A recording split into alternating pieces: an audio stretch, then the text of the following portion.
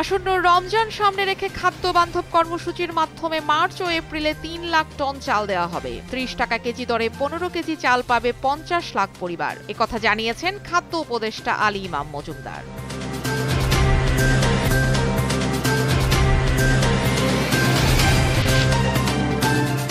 জাগো বাহে তিস্তা বাঁচাও স্লোগান নিয়ে তিস্তা নদী রক্ষা আন্দোলনের ব্যানারে তিস্তার পানি বন্টন ও নদীর প্রকল্প বাস্তবায়নে আজ থেকে দুদিনের কর্মসূচি শুরু বিএনপি ও তার অঙ্গ সংগঠনের।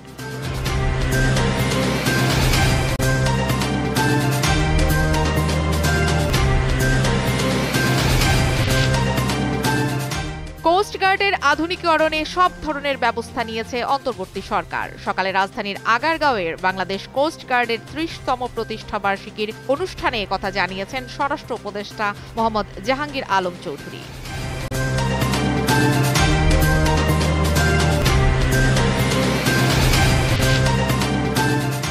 যুক্তরাষ্ট্রে প্রবল বৃষ্টি ও বন্যায় কমপক্ষে ৯ জন নিহত হয়েছেন। প্রবল বর্ষণের জেরে দেশটির দক্ষিণ পূর্বাঞ্চলের কিছু অংশ প্লাবিত হয়েছে এবং অনেক স্থানে রাস্তা ও ঘরবাড়ি ডুবে গেছে।